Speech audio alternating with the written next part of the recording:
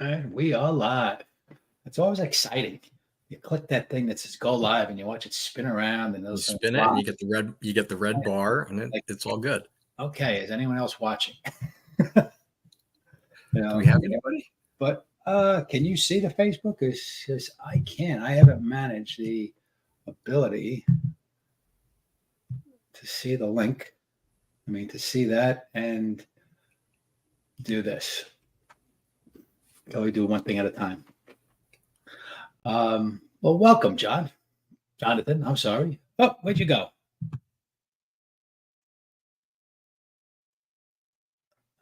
We lost John. Hopefully, he comes back in. Technical difficulties.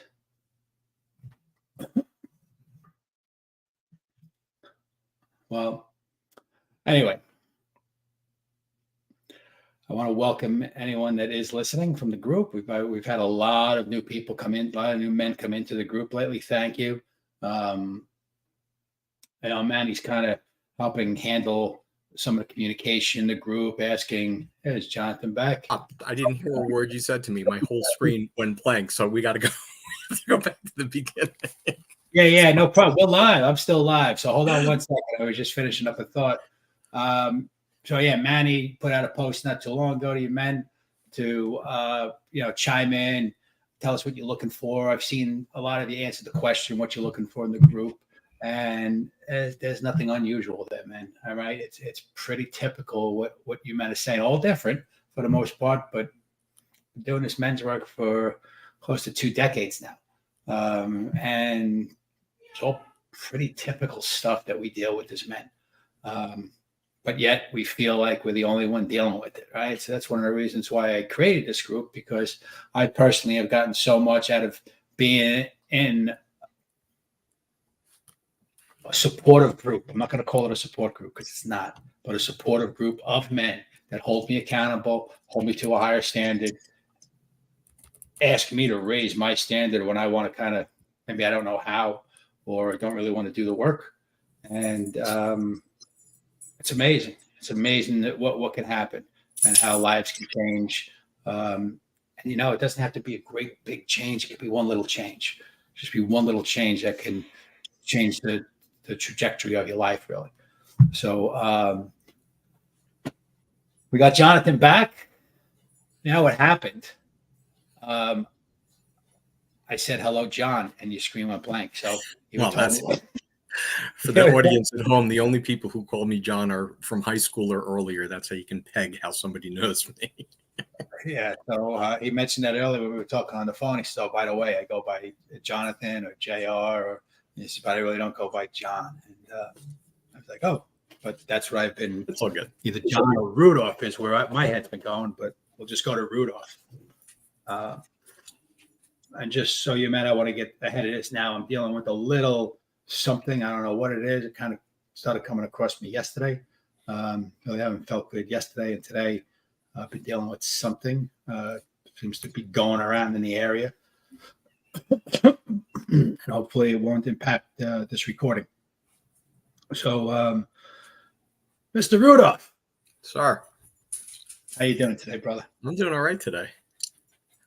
That's great. Today's a good day. Look at that smile, man. That's like an authentic smile. You must be happy. Well, you know it when you're smiling with your eyes. That's how you can tell. Okay.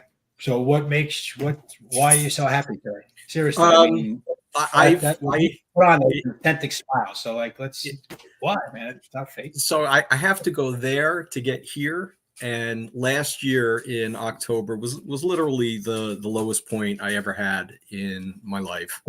And I joined our United Tribes literally a year ago this month.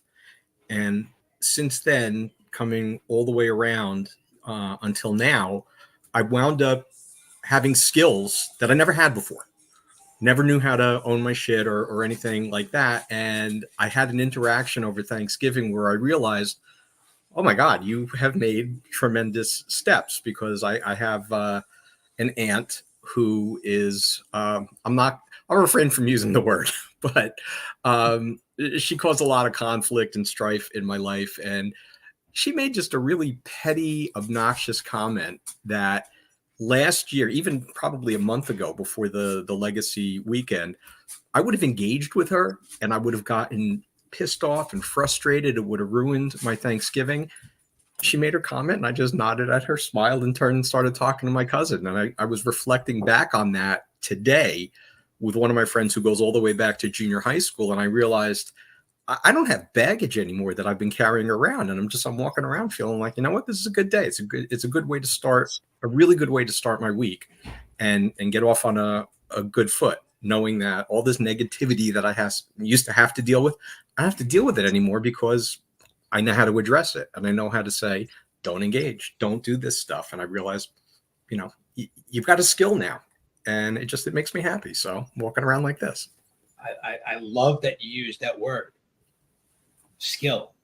Yeah, because it is. It really is. I believe, like I call almost everything I teach a skill because it's a learned behavior. Right? It's a learned behavior that needs practicing. Right.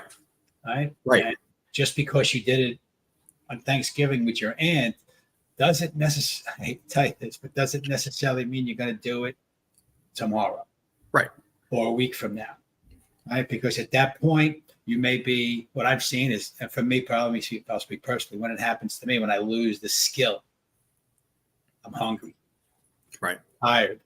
Mm-hmm. A little sick. I'm not feeling myself. Right. So, very stressed out, like a lot of things getting to me where I just feel like, and then something happens. I might lose that skill in that moment. Right. So it happens no matter how skilled you are at it. And it's great that it happened to you. And just, the really important thing for me has been unlearn. The skill that I've been having is unlearning behavior. Things that used to trip me up that I didn't realize that you're doing this. It's the whole thing about the definition of insanity is doing the same thing, expecting to get a different result every time, and it doesn't happen. Those were things that I used to have to deal with. I would do the same thing over and over and over, and it would never serve any kind of really good purpose for me. And so I've been learning to undo that stuff and not behave in a particular way that I used to. And I feel like I'm making progress now. I'm moving forward instead of just kind of being stagnant or moving back. So it's the whole process of unlearning. I don't want to say skills necessarily, but unlearning behavior or habits, if that makes sense. Well, yes. Anytime we do something different, we're not doing what was pre-programmed, let's say. All right. So those old behaviors, those old ways of being, they're still there. Right? We're very skilled at those things. Yeah. Very skilled. I've been doing them for a really long time. Until I learn, hey, this doesn't serve me. And for me, like when I learned that, there was nothing behind that statement. There was nothing there, right? So there was awareness that this isn't serving me, but I didn't know what to do next. Right. And then I kind of found that. And I was like, oh, because that place of, listen, you may have heard this before. There's 4 stages of competency or consciousness. All right. The first stage, if I remember, I haven't said this in a while. Let me see if I get it right. Is unconsciously incompetent. Nice. All right. That means I don't know what's happening, and I don't know how to manage it. Right. Right. Then there's unconsciously competent, where I don't know what's going on. I'm not really aware of what's going on, but I've learned how to navigate, right? Very competently. Then there's conscious incompetence, where you're aware of stuff, you know how to manage it. I know a lot of people in that state. You know how to manage it. And then you get to, consciously competent, where you see what's going on and these skills can just, right. It's like walking and chewing bubblegum. Right. But there's still skills because that other shit's still there. It never really goes away. And we talked about it at the weekend, right? Yes. About the shadow, with the archetypes. Yep. hopefully the men on that are on, we got someone on here. I don't know who that is. Hello, whoever you are. I can't see who you are on StreamYard. So we've been talking a lot about the shadows and the archetypes on these lives. You've seen them. So I want to talk about the presentation and how everything was run at the Legacy Weekend, because the way that you and your men presented things to the men who were participating in the weekend was so clear, so concise. We were dealing with concepts that, at least I'll speak for myself, that I had never heard of before, and that were not necessarily intuitive, but you were able to, and the team was able to communicate that stuff to us in a way that we were able to understand it in the moment, apply it in the moment, and then walk away with it afterwards, which to me was the more important thing, that it stuck. It wasn't like you were talking at us. You were helping bring us into whatever the subject matter was and making sure we understood it and how to apply it and then how to retain it. And to me, that last part, how you were all able to do that, was absolutely spectacular. Wow. Thank you. I mean, it's a lot. I mean, that's exactly, I couldn't say it better. Like, that's exactly what I'm going for. Well, that's what you men delivered. So, and it's not easy, right? Because it's not an easy task. I mean, you can deliver the information, but you don't retain it. Right? Or you retain something, but you don't have a full living of it, like an experience of it. And that's the great thing about the weekend. It's a combination of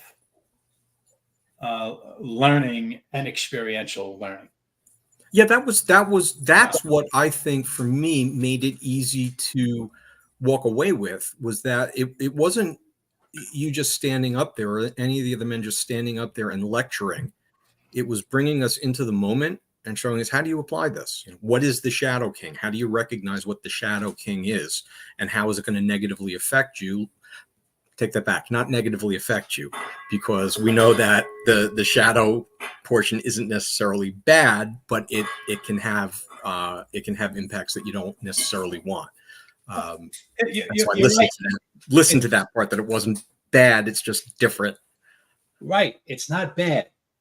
So the shadow. So just to bring someone that's listening to this, they've never heard before. There's an archetype, which is a being, an entity of an energy that is there, and it has a shadow and a light. And I'll go into this, more probably next week and the weeks after. I'm going to do a teaching series. So I'll definitely do something basic on the archetypes for men that have never heard it before. When we look at our behaviors, there's the light behavior and the shadow behavior. For instance, if we have the bully, would be the shadow of the warrior, and the champion is the light of the warrior. It's like the dark knight and white knight. That's what we see. And that's where we see these archetypes in myths and our stories, and they're in our lives. And once you can recognize it, and you said it before, right? You recognize it, you see the pattern, and you go, whoa, I don't have to do that again. Let me choose something different. And that's the whole key right there. Right. Like, I don't care what path, I don't care what tool, I don't care what skill anyone uses, but to get to that point where I can realize that I have a different choice right now, and I have a tool to use in that moment. You get me, maybe not to the promised land, but at least out of this peril. Right. Right. And to make that choice like you did with your aunt, not to engage. Like, wait a second, I've seen this movie before. Right. I don't like the way it ends. And that is negative. If you don't like the way it ends, if you don't like what it brings inside for you, it would have ruined your Thanksgiving. And no doubtly, it would have ruined it for someone else. Mm-hmm. I don't know who there was with you, but we had 28 other people there. It was a big gathering. Right. Any of you have children, right? I have my two. Unfortunately, they weren't there. My older son lives in Boulder, and my younger son lives down by Atlantic City, and he actually went to his girlfriend's parents' house, so I didn't get him this year. Gotcha. So, but you can imagine if you have, someone close to you, you had 20 other people and some of Yeah. your family that close to you, it's like, it's not a good, so I praise you for, that's great that you're able to do that. And we got a little sidetracked. Where were we going? I forget where we were going. Well, you had started talking about, I took you off to the side talking about the delivery of how everything was presented. You said that not negative, not Right. negative. So yes, the shadow is necessarily not negative, but when I don't choose it, it can produce negative results in my life. Right. Even if it's like, oh shit, I wish I didn't do that. I wish I didn't cheat that person. I wish I didn't tell that little white lie, right? Or something that hurts my integrity. No one else knows it. No one else can know about it. Right. Okay. So that's something too. It's like that choice in the moment. When your woman says, do I look fat in these jeans? Or these jeans, you can't always. So the shadow can. The answer to that is, what would you like me to say? No, the answer to that is you say what you need. You say what they need to hear. You say what they need to hear. Yeah. Right? In a way that's authentic, just to make them feel special. Yeah. So those things are, again, a skill, and not to automatically say, the fuck do you always ask me that question for? Right. I love you. We've been married for whatever. Right. But that's where we are as men. A lot of times we don't play that game. Right. And that's not a bad game to play.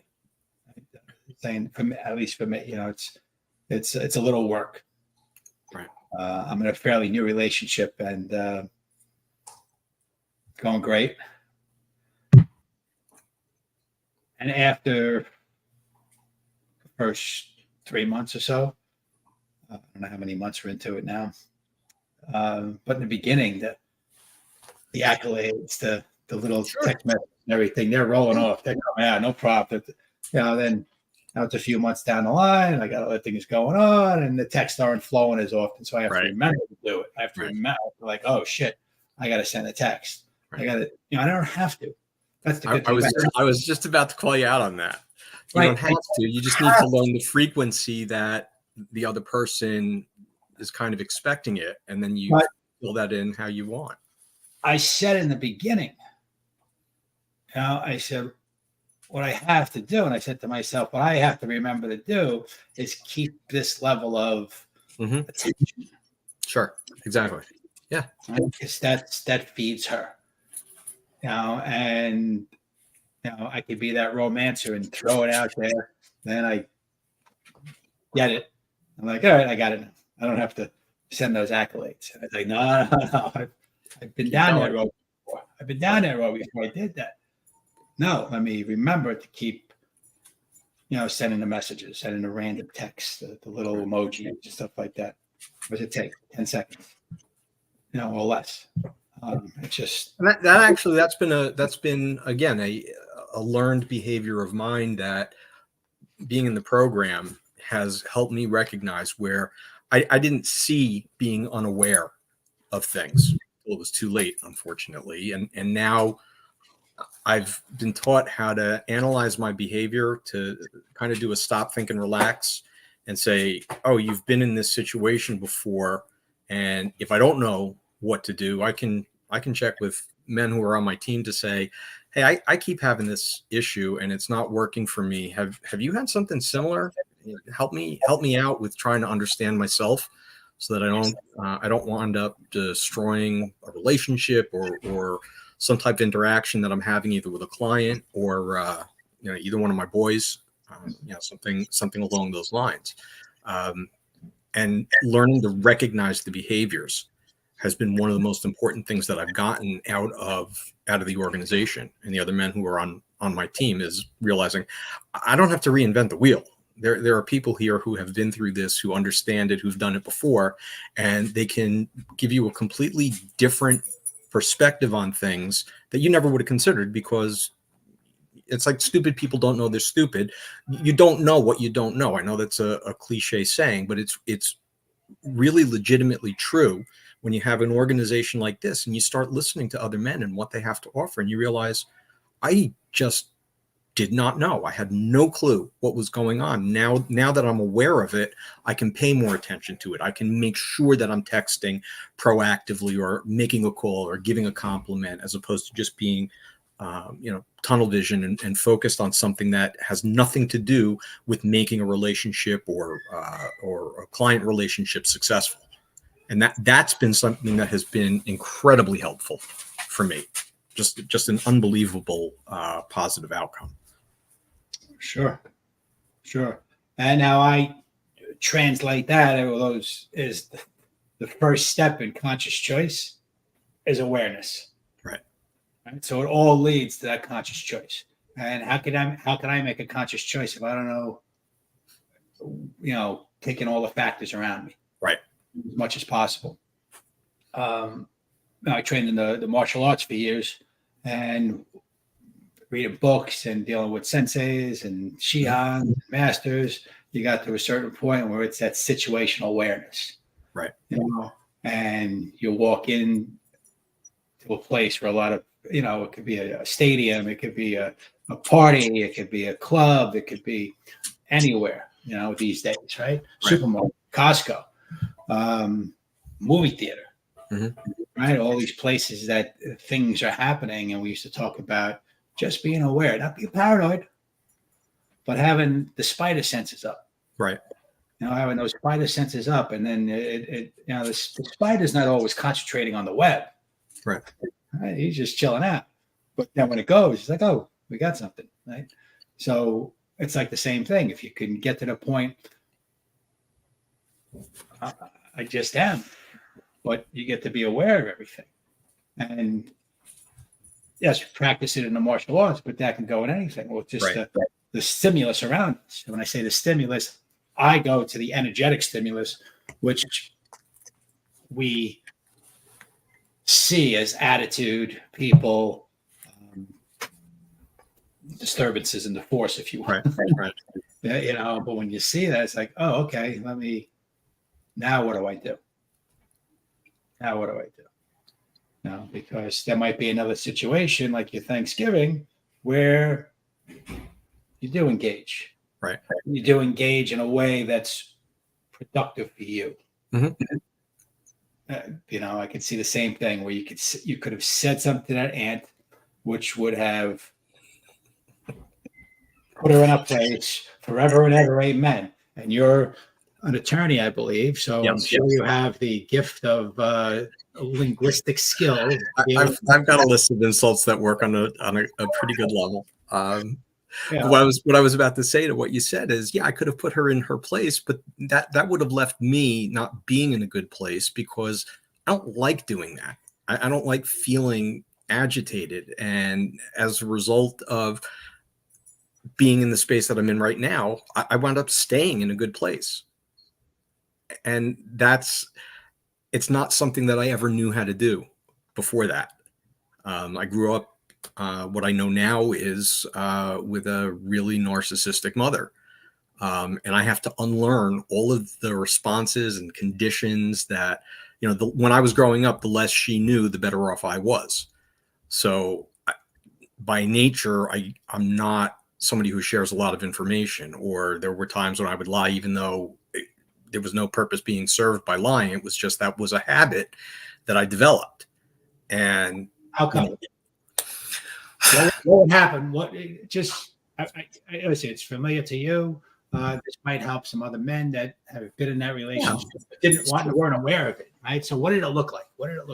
It looked like conditional love, unless I was doing something well or exceeding. I mean, pat myself on the back. I was really smart when I was younger, particularly in elementary school and junior high school.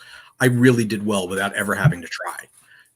But if I didn't do well, if there was a reason why, I got a B, oh my God, a B, I would get grief for that. And I was told I wasn't good enough or whatever it might be. And if I ever felt as if I was being wronged because I was being criticized for something and I would start to object to it, it would immediately be whipped around and thrown at me as a full frontal assault. Okay. So there's an art. And just worse than gaslighting. I mean, when people talk about that as the, the popular phrase of the week or the month, whatever it is, it's real. And it would shut me down internally. My parents got separated when I was 14. Not a great age to have your parents, get separated.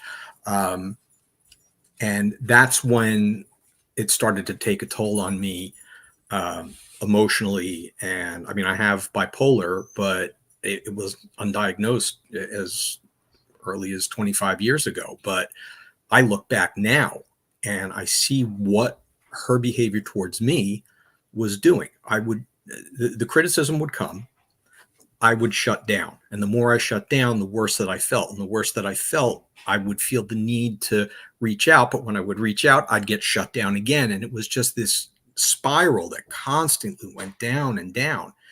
And what I've learned as a result of that is if somebody else is making you feel unworthy, or you feel like your mental health is being affected because of somebody else, but they're making you feel as if it's you, and all you're focusing on is, oh my God, what am I doing? What have I done that's wrong? You need to get yourself out of it. I never knew how to do that before out, where you need to pull back and say, why am I feeling this way? Am I feeling this way because it's me, or am I feeling this way because somebody else is doing this to me? And I don't remember who told me. It was, I can't control what you say to me, but I can control how I react to it. And when you grow up in a narcissistic household, you're taught not to treat yourself as a priority for anyone or for anything. It's you own all the negativity, you own all of the problems, and you don't know how to break this cycle of standing up for yourself and then not getting knocked back down. And being on my team and speaking with other men in the organization and hearing their experiences and realizing, holy crap, I'm not the only person that this happened to, and being able to understand what coping mechanisms a lot of the other men have gone through helped me. I mean, in the last, I don't know, certainly in the last year, my mother won't talk to me anymore because I had a really bad depressive breakdown last year in October, and it upset her pretty little world, and she won't talk to me now, literally for the last year. I've tried to reach out, but I wasn't good enough, and she won't talk to me. But I learned that it's not my fault. I can learn how to cope with that, but I did not cause this. This is how she took it, and the path that she went off on. I'm not responsible for that. A year and a half ago, before I joined this organization, I would not have had the capability of understanding it's not my fault. I would have pinned it all on myself. This is your fault that she's not talking to you. You're a bad person for bringing this about. This is all on you. Not anymore. I walk around with a clear conscience with this. I've made my attempts to reach back out. She hasn't responded. Okay, her loss, not mine.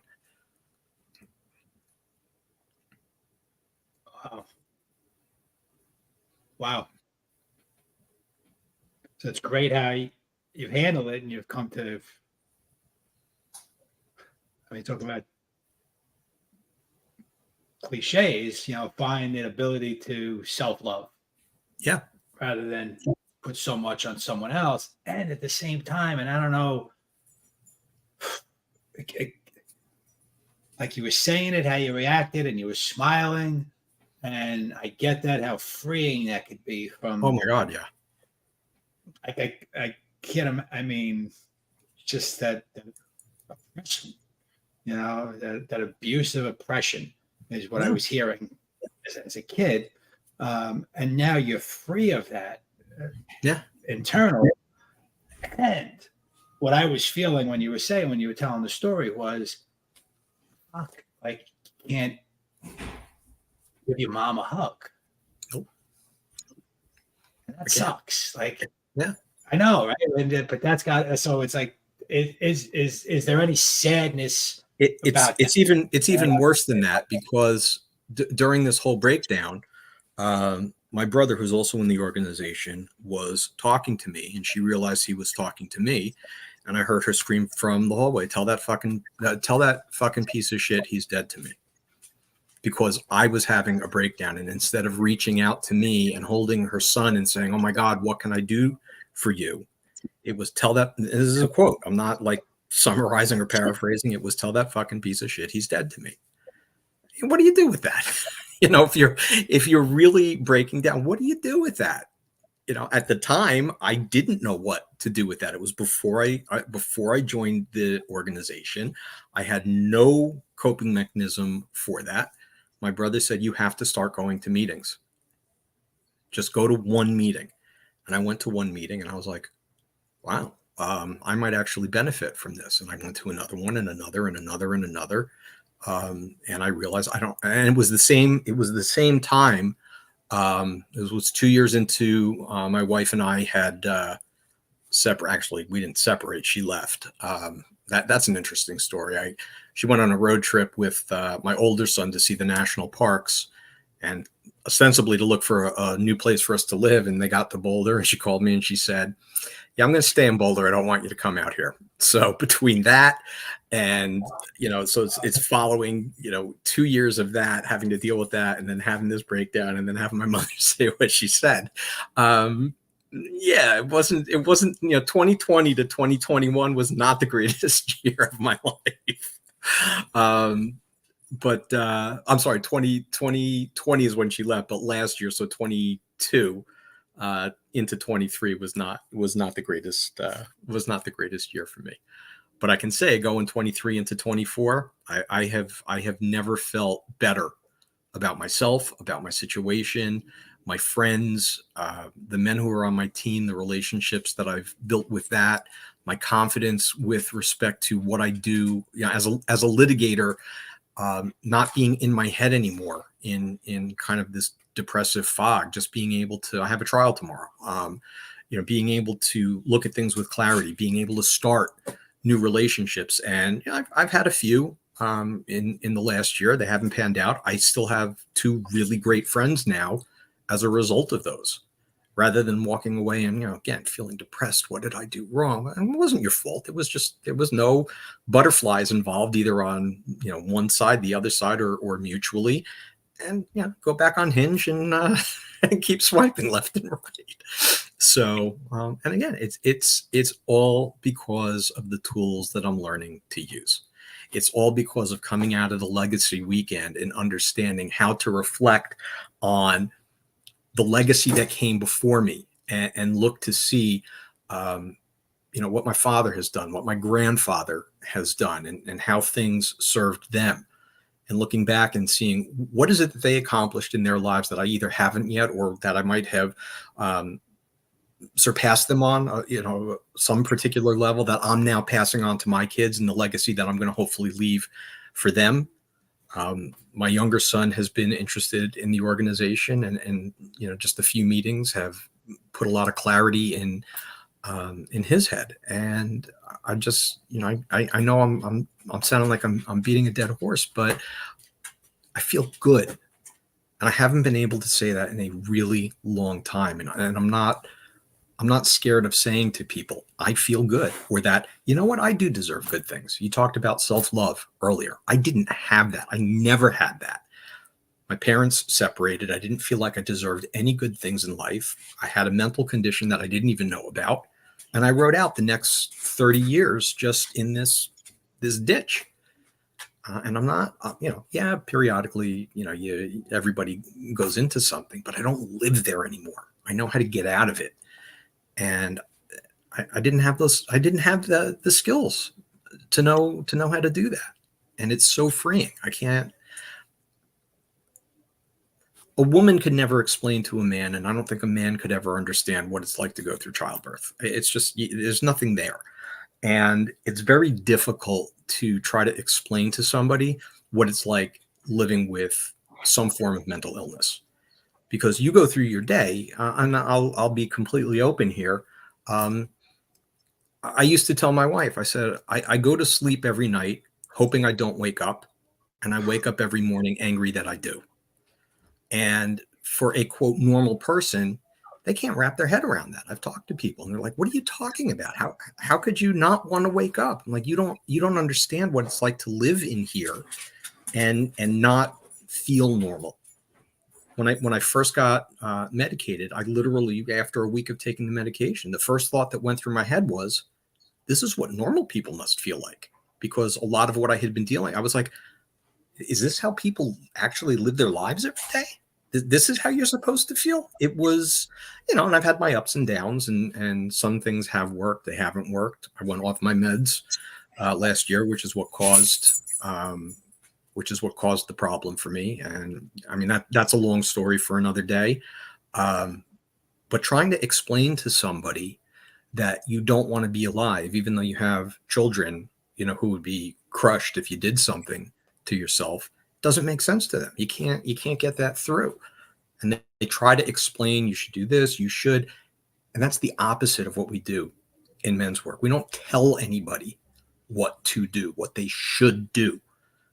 We say to them, "You know what? I experienced something that sounds similar to what you're going through. This is what I did for myself, and this is what worked. Or I tried this and it didn't work." Nobody's pushing something on me and pointing and saying, "You should, you must, you ought to." We don't get that. What we get is support where we're learning from other individuals. We're not, I mean, there may be a couple of psychologists or psychiatrists. I don't know. There may be one or two in the organization, but that's not what we need in this organization. That's not what we're there for. It's not therapy. It's not somebody, digging deep into whether or not, you peed in your bed when you were 3. It's, I want to offer you what I have been through, and you can do with it what you want and see whether or not it's successful and move on from there, or come back and we can throw it about between ourselves and maybe try to tweak it to make it work. And other people that I tried to explain the mental illness to that can't comprehend it, the men in my life can, because they've gone through things that are similar. They understood when I said, "I don't want to be alive." And it wasn't, "Oh, well, that's a terrible thing. That's awful." It's, "Why? Tell me why, and let's try to work through this to give you another tool in your toolbox to try to finagle this." And that has meant more to me than anything. Right. What I'm hearing you say also is just that, you were stuck in that place. Yeah. Raised by the narcissistic mother, product of a divorce at 14, a very formidable emotional age. Having the bipolar, which is not, that's biological. Yeah. That's biological. It's not, can't cause someone to be bipolar. Right. You're either bipolar, you're not bipolar. You're schizophrenic, you're not schizophrenic. They're not the same, but no one causes anyone to be bipolar. Right. It appears, whatever's going on. I don't know any more that goes on with the brain chemistry. But what I was hearing is you didn't need, like that was normal. Yeah. That was the normal. Yeah. So you're just dealing with normal. You're managing normal. Right. And you got to be unconsciously competent. Right. Yeah. That's I think that is a good example of it. You got to be unconsciously competent. You managed it because you didn't kill yourself. Right. Because you woke up and you had that thought, and you went through it anyway for whatever reason. You probably don't even know. And here you are, on the other side of it. So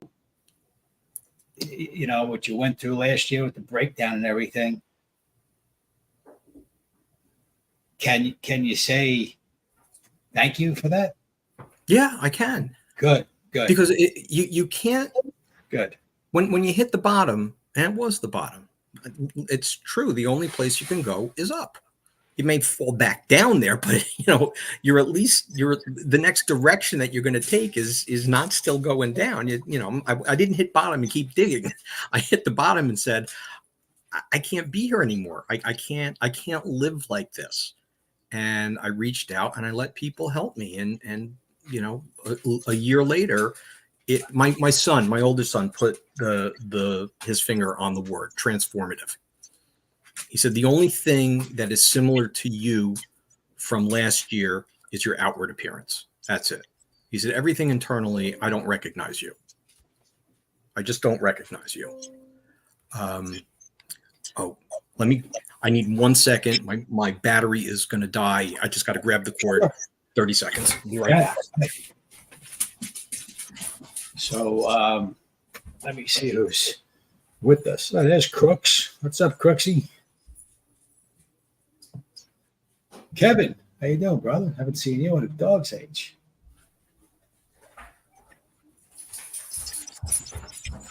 Oh, Ogborn was here. Ogborn was here, and I'm back. I just have to find an outlet. There it is. Okay. All right, I am back. Sorry about that. Okay. Nope. So, it's that awareness, right? It's that awareness that there's another path. There's another path. And I know one of the things that I always talk about with people, and just I say what I try to do for people is just give them that different perspective. Because, so often I'm just looking at something right this way. I don't want to say I have tunnel vision, but I have limited vision, and we get focused on something. Right. When you focus on something, you literally that's good and bad. Because I don't see what's over here. When we have this problem that's looming, we're very focused on it. Right. And that's one of the reasons that I heard why some people, when they smoke marijuana, get paranoid, because that's one of the things that some strains of the marijuana does, is cause you to be very focused. And if you have a problem in your life, right, you may focus on that problem, right, and or something, and that becomes this paranoid feeling. So how do you change the perspective? Well, I think what you said before is what's key, is that you have to learn to be in the moment and open yourself up to what the surroundings are, and step back so that you see the bigger picture. That was one of the things that you were emphasizing during the weekend, was look at your surroundings. What are you experiencing right now with all of these other men? Don't be focused on yourself. Look to see how you're interacting among the other members of, I don't like the word group when we're dealing with men, but a group in a sense of we're all together, as opposed to an integrated team. So I get exactly what you're saying now. When you get focused and you lose sight of the bigger picture, that's one of the things that I took away from the Legacy weekend. I realized I focus too much on myself. Part of it is a result of the reverse of what I was raised as, with that narcissistic aspect of things. I closed off, and I'm learning now it's okay to let other people in who aren't already in my inner circle. I have some very good friends that go all the way back to kindergarten that I'm still very close with. And beyond that, before this, I didn't let a whole lot of people in. So when you offer that advice about don't focus, don't be tunnel vision, that speaks a lot to me in enabling myself to actually be productive during the day. That's something that I walked away from the LW with as a really important concept for myself for working. I'll make a little distinction. I know what you're saying, but I'll make the distinction because what I heard you just say, it sounded like focus is bad. And I don't believe focus is bad. It's needed, right? It's to be able to, it's that skill, again, to be able to go, whoop, whoop, whoop.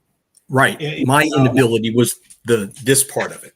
But that's what I happens, was able right? to do this, but I Yeah, wasn't able to do and this. then that's it. It's like, just this, Right. just this, just that, and that's how you grew up. You grew up in Right. this bubble of what's so. Right. And it sounds like when you got with the men, someone popped the bubble and was like, They did. There's Absolutely. Listen, did. Yeah. We're not in Kansas anymore. We're not in Kansas anymore. We can go down that rabbit hole, that story of, the Wizard of Oz and Dorothy, and finding and owning the parts of herself. Right. And it's really an archetypal tale, Mm-hmm. of self-discovery and ownership of who she was. And it's for all of us. It's not female or anything. It's not a female story, and that's why it's that. And that's why it's one of the most beloved stories ever told. Right? I'm going to give you a bit of trivia that you're going to love. Okay. When the costumer was looking for costumes for the wizard, the snake oil salesman, I forgot what the guy's name is, who becomes the wizard. Yes. She found a bunch of jackets, and in going through one of the jacket pockets, it turns out that jacket, which he wore in the movie, was the jacket of L. Frank Baum, who was the guy who wrote Wizard of Oz. So they actually found this dude's jacket, and it was in the movie. I mean, you want to talk about No. She was just hunting around and she found it. She found it. Yeah. It had the embroider inside. I think it was embroidered. That's Frank L. Baum. Yeah. That was pretty cool. Pretty cool. So,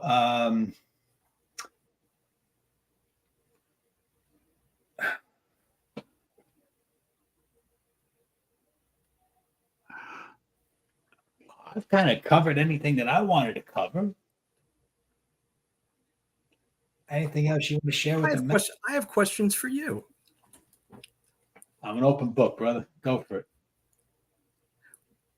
What has been your most compelling motivation for doing what you do now with respect to helping men, organizing these types of interactions, the training, the leadership, what you do? What's the most compelling thing that drives you to do this? My purpose. And when I did the work with and I learned about the archetypes 20 plus years ago with Carolyn Mace, how we learned the archetypes.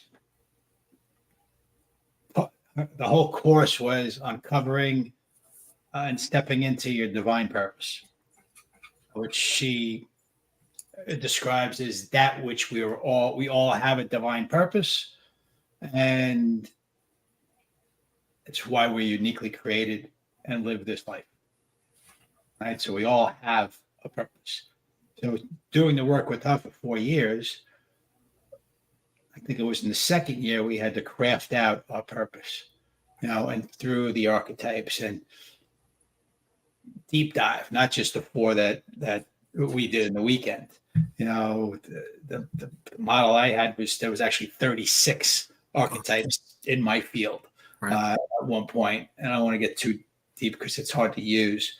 But it was an intimate knowledge of self through that and awareness, and through some exercises and self-examination, we wanted to come up with a purpose and see if we can articulate it. Not, you don't come up with it. Right. Purpose is, and you can, but with this divine purpose, it's uncovering it. And then if you can uncover it and feel it and actually get it on paper, and it makes you go, oh, yeah. I had that. I wrote that down 22 years ago, and to be an agent of transformation through a higher level of consciousness. Mm-hmm. So when I do this work, whether it's the Legacy Weekend, whether it's coaching, or my coaching programs, individual, group, conversations with other men, in the organization on my men's team, it all feeds that purpose. And when I'm living in my purpose, fucking best. Right. It's the best. It's just, that's what I'm thinking about. If that's what the creator put me here to do, how better is life than be doing that, which I was created for? Mhm. And I don't say that in a boastful, egotistical way. There's no ego there at all when I say that.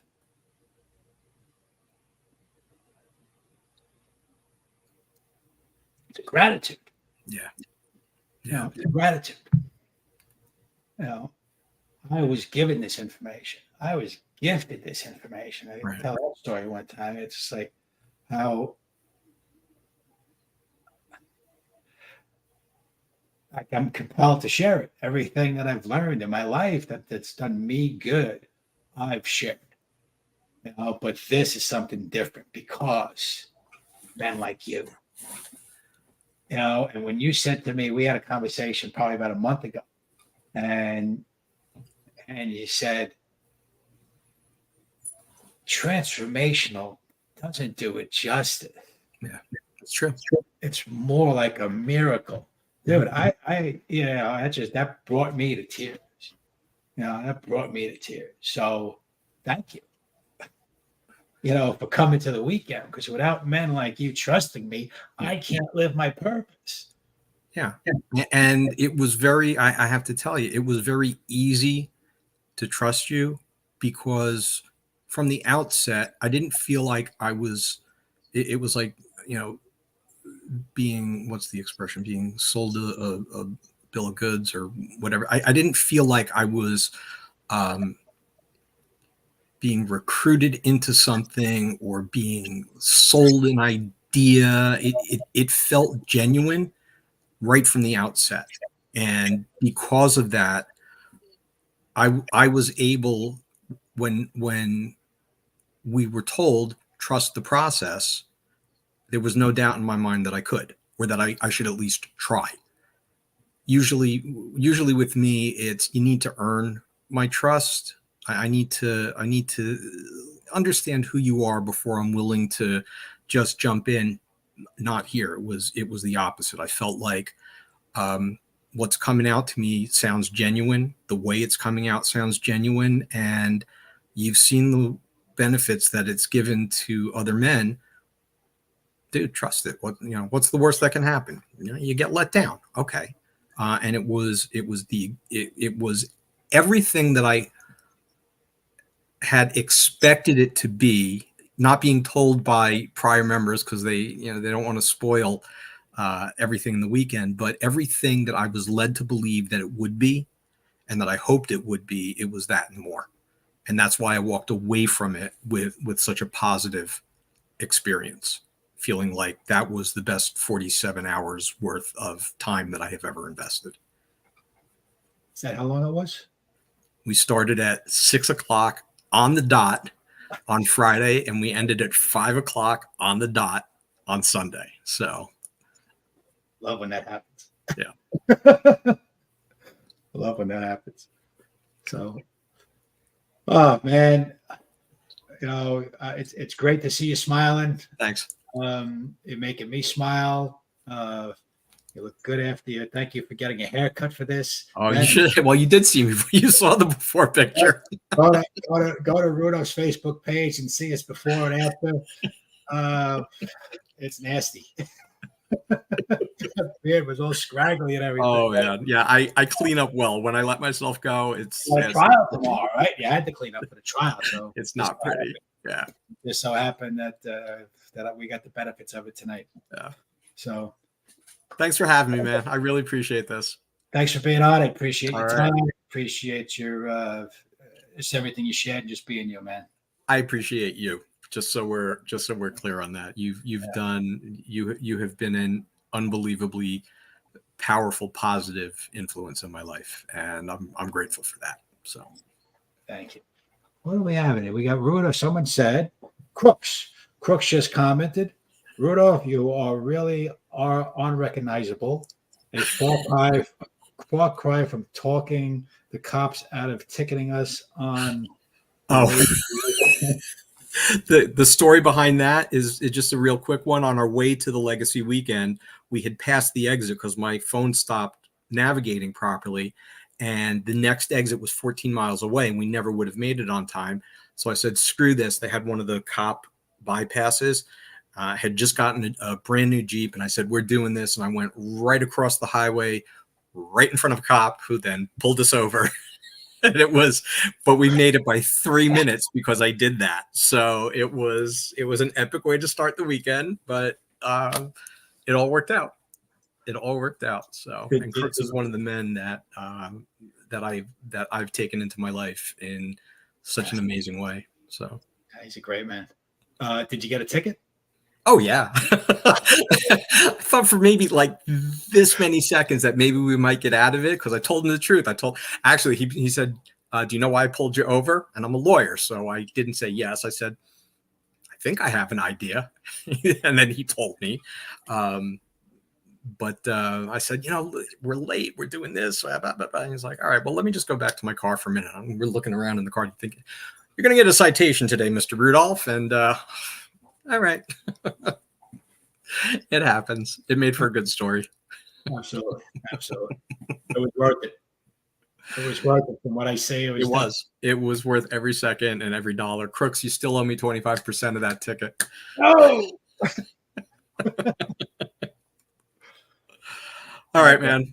Have a great night. And again, thank you for bringing me on here. I really appreciate it.